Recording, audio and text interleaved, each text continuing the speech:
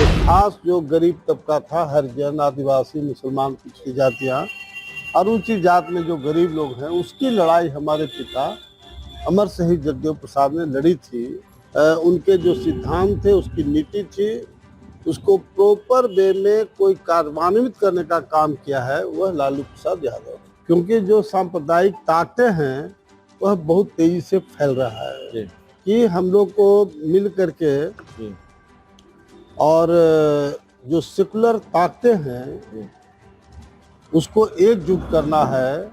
NDA का part अगर बनते हैं तो ज़्यादा अच्छा होगा कि जिसका मैं नाम नहीं लेता हूँ, उपेंद्र कुशवाहा जी, ये जब अपनी पार्टी को जेडीयू में मर्ज कर दिए, उसी का परिणाम है कि मास स्केल पर पूरा बिहार का कुशवाहा इसके खिलाफ रहता है। लेकिन बिहार का औरंगाबाद और झारखंड का चतरा लोकसभा सीट हमारी पार्टी को लड़ने का डिसीजन हुआ है। इंडिया गठबंधन के मुख्य लीडर हैं, जो तय करेंगे उसको हम लोग मानेंगे। और हम लोग जरूर चाहते हैं कि शोषित इंकलाब पार्टी इंडिया गठबंधन में जाए।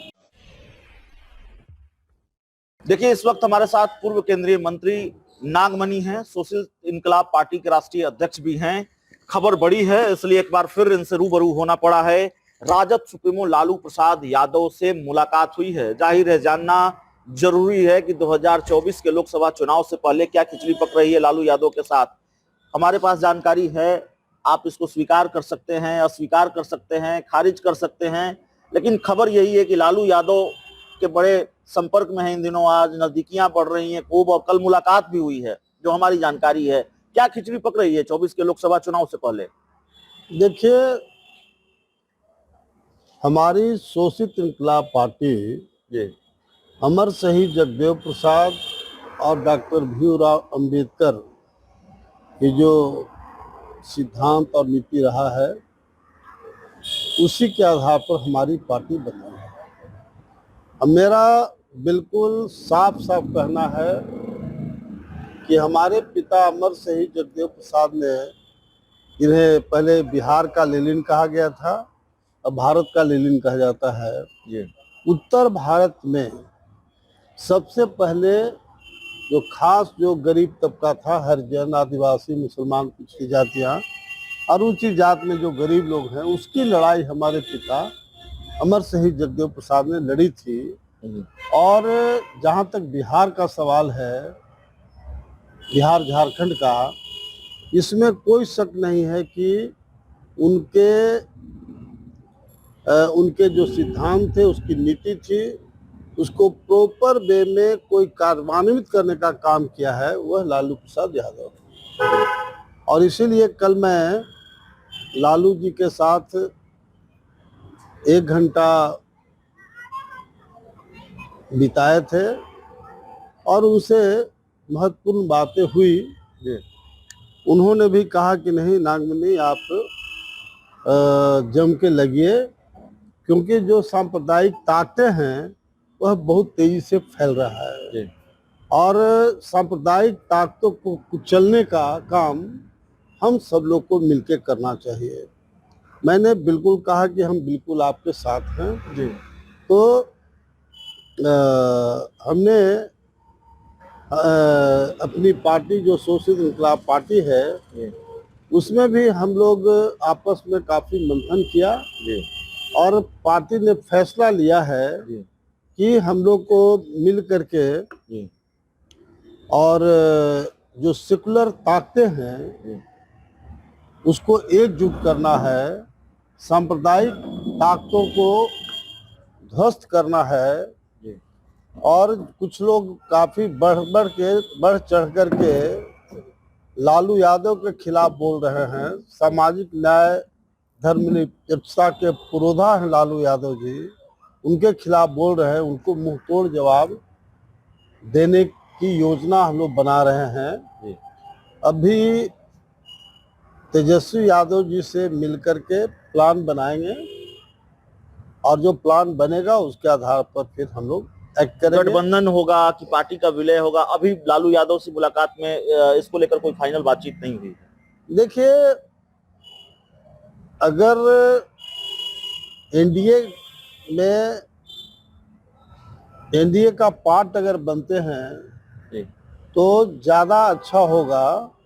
और लालू जी का भी माइंड मोटा मोटी इसी लाइन पर है, जी क्योंकि मैंने ये बताया उनको जी कि जिसका मैं नाम नहीं लेता हूँ, उपेंद्र कुशवाहा जी, जी ये जब अपनी पार्टी को जेडीयू में मर्ज कर दिए, जी उसी का परिणाम है कि मास स्केल पर पूरा बिहार का कुशवाहा इसके खिलाफ रहता है। जी इसलिए मैं भी चाहता हूं कि इंडिया गठबंधन का पार्ट शोषित इंकलाब पार्टी बने, जी और खास करके जो दो हम लोग का पार्टी का निर्णय है, क्योंकि दोनों क्षेत्र में काफी जम के हम लोग, ये तो पूरा बिहार झारखंड में हमारा संगठन है, जी लेकिन बिहार का औरंगाबाद और झारखंड का चतरा लोकसभा सीट जी हमारी पार्टी को लड़ने का डिसीजन हुआ है। जी बाकी लालू यादव जी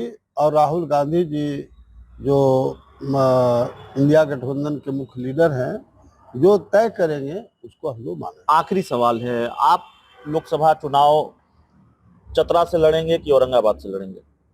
नहीं, ये तो हमारी पार्टी डिसीजन किया है, और हम लोग जरूर चाहते हैं कि शोषित इंकलाब पार्टी इंडिया गठबंधन में जाए।